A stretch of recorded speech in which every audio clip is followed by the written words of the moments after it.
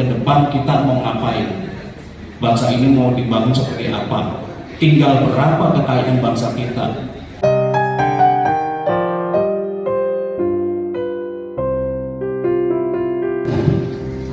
Bismillahirrahmanirrahim. Assalamualaikum warahmatullahi wabarakatuh. Om Swastiastu, Shalom, Namo Buddhaya, salam kebajikan, salam nasional dan salam merdeka. Pertama-tama marilah kita bersyukur atas kehadirat Allah Subhanahu wa Ta'ala yang telah memberikan kita nikmat anugerah, terutama anugerah kebangsaan, di mana sampai sepanjang berdirinya Republik ini, hati kita, jiwa kita, pikiran kita masih dipertautkan sebagai sesama anak bangsa.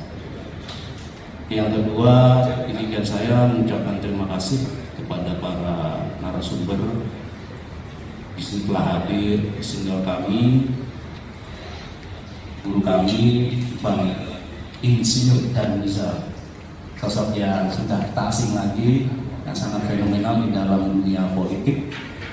Kemudian Bapak Justinus Prastowo selaku staf sus, Ibu Sri Mulyani Medio, terima kasih Kang Justinus yang telah meluangkan waktunya, sehat selalu Kang. Kemudian Bang Desmen selaku praktisi hukum, mantan aktivis juga atau masih aktivis. Kemudian ada Ibu Lili Cahyandari, PhD, dosen pasca sarjana Cultural Studies FIB UI. Terima kasih Ibu sudah datang. Dan kepada para tokoh pergerakan, para sahabat, para senior, juga termasuk Ibu moderator ini mantan aktivis juga. Izinkan saya menyampaikan satu dua hal terkait dengan tema yang hari ini kita gelar dengan judul cukup panjang ya. Judul besarnya Quo Vadis, Arah Pembangunan Nasional dengan substep evaluasi dan proyeksi kebijakan pembangunan nasional dalam multi perspektif. Nah, kenapa tema ini dimunculkan?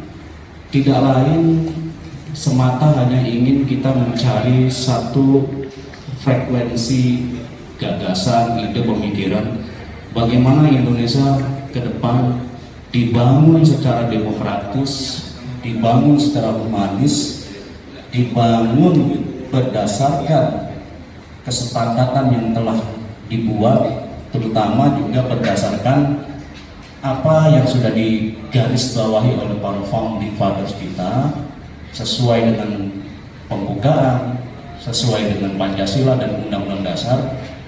Semoga pembangunan yang selama ini sudah dibangun ditingkatkan menjadi lebih baik. Bukan berarti suatu pembangunan itu sudah sempurna, karena memang semua rezim mempunyai kelebihan dan kekurangan.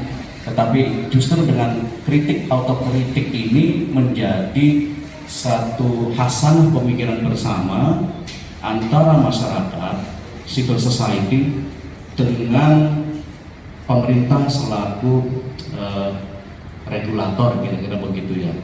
Sehingga apa yang menjadi kerja keras pemerintah ini tidak lagi melulu mentah di kalangan grassroots, mungkin karena kurangnya informasi, mungkin karena kurangnya pemahaman, atau sekaligus mungkin karena ada ide-ide lain yang kira-kira semoga pemerintah berbesar hati, berbesar jiwa untuk dapat menerima masukan dari putra-putri terbaik bangsa, meskipun beliau-beliau ini berada di luar rezim, kira-kira begitu.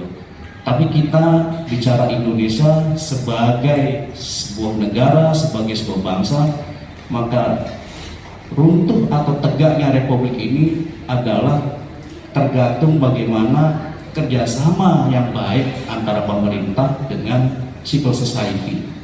Ini yang saya kira keran-keran demokrasi perlu dilebarkan lagi, keran-keran diskusi perlu diperbanyak lagi, sehingga banyak masukan-masukan yang insya Allah berharga bagi pemerintahan kita ini menjadi output yang juga akan membawa kebaikan kepada kita bersama. Tidak hanya pemerintah, tidak hanya DPR, tetapi seluruh warga bangsa Indonesia sebagaimana diamanatkan di dalam pembukaan melindungi segenap tumpah darah, mencerdaskan kehidupan berbangsa, mencerdaskan kemudian mensejahterakan kesejahteraan umum.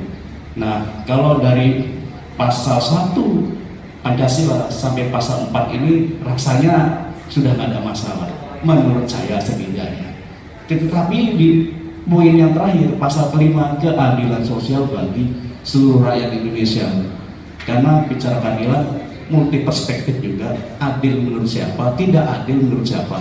Nah, ini mudah-mudahan diskusi ini menjadi satu entry point dan bridging antara ya sesama anak bangsa. Kira-kira itu nanti yang akan kita diskusikan, hadir beberapa tokoh dan para pakar. Semoga diskusi ini menjadi satu enlightenment, juga menjadi satu entry point ke depan kita mau ngapain. Bangsa ini mau dibangun seperti apa, tinggal berapa kekayaan bangsa kita, ada berapa potensi kekayaan kita, baik sumber daya alam maupun sumber daya manusia. Saya kira itu, untuk tidak berpanjang lebar, rasanya kita semua sudah juga gak sabar untuk mendengarkan paparan-paparan dari para tokoh dan narasumber. Terima kasih sekali lagi atas kehadiran semuanya, kepada para pihak yang telah membantu. Saya tidak bisa membalas apa-apa kecuali Allah Subhanahu wa Ta'ala yang akan membalasnya. Terima kasih, sekian. Wallahu muwaffiq ila aqwamit thoriq. Wassalamualaikum warahmatullahi wabarakatuh. Salam Pancasila.